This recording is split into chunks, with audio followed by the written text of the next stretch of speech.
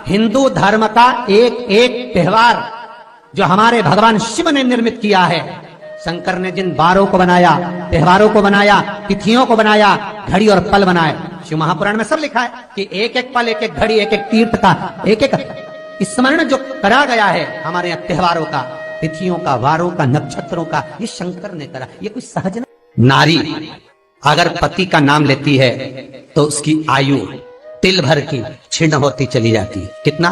तिल भर। स्कंद पुराण में लिखा है तिल भर की आयु क्षीण होती चली जाती। नारी ज्येष्ठ पुत्र का नाम लेती है, हाँ ज्येष्ठ में अगर बेटी है तो उसका नाम ले सकती है, पर ज्येष्ठ पुत्र बड़ा पुत्र है और पुत्र का नाम लेती है तो उस बालक की कभी उन्नति नहीं हो सकती। तन से, मन से या धन से वो बालक हमेशा दुखी ही रहेगा। तुम दुनिया का सारा सपोर्ट कर दो, तुम चाहे अपनी प्रॉपर्टी बड़े बेटे के नाम कर दो, तुम चाहे पूरा दुनिया भर का सुख अपने बेटे के सामने लाकर खड़ा कर दो, तो भी अगर मां अपने बड़े पुत्र का नाम बार बार लेती है तो वो पुत्र या तो तन से या मन से या धन से दुखी ही मिलेगा, वो सुख नहीं पा सकता।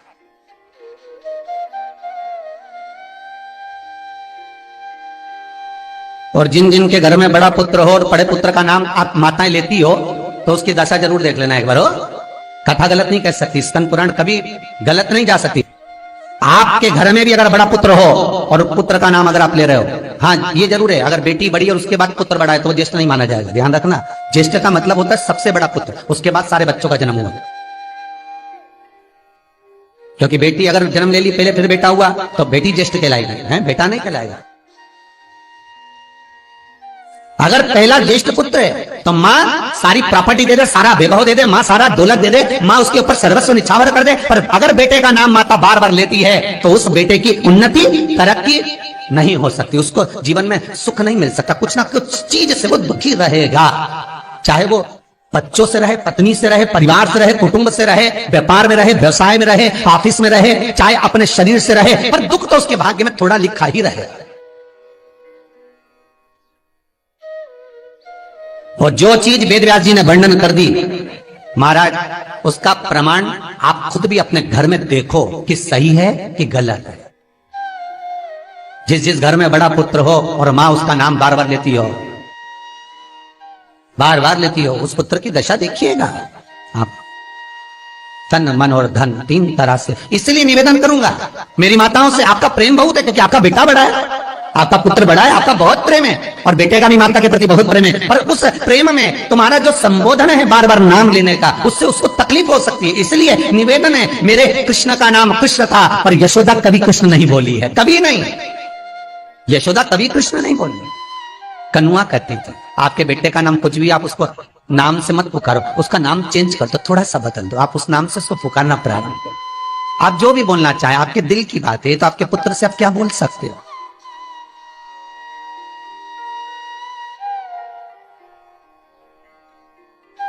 मेरी कौशल्या मैया राम को केवल राम ही कहती थी।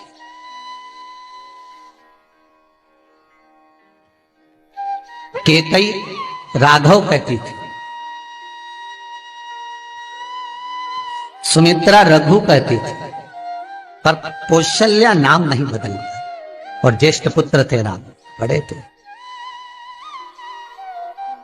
बड़े हुए, वन जाना पड़ा, लौट कर आए, धोबी की वार्ता सुनकर सीता का परित्याग करना पड़ा, समय आया लक्ष्मण का त्याग करना पड़ा, और समय आया तो ये शरीर को ही सरयू में छोड़ना पड़ा। कहां से? स्कंद पुराण कहती है पति का नाम अगर नारी ले रही है तो तिल तिल भर उसकी उम्र घट रही है। पर ना जाने माताओं को ऐसा क्या है कि वो आज का फैशन हो गया, ए राघव इधर आ, राघव भी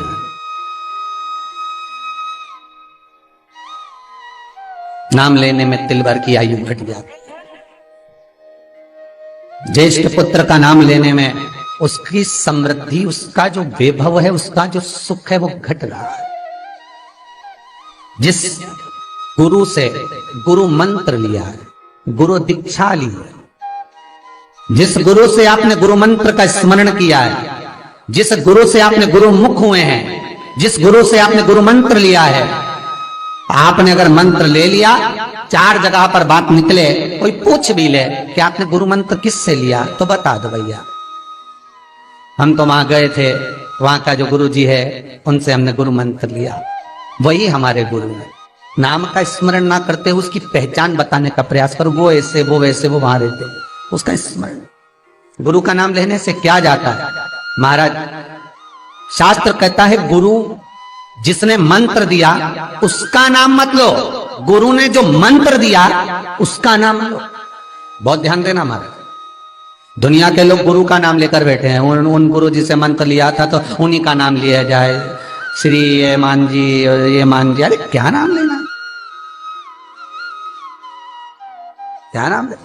हमें गुरु का नाम नहीं याद करना, हमें गुरु मंत्र याद करना, जो गुरु ने मंत्र दिया उसका स्मरण करना।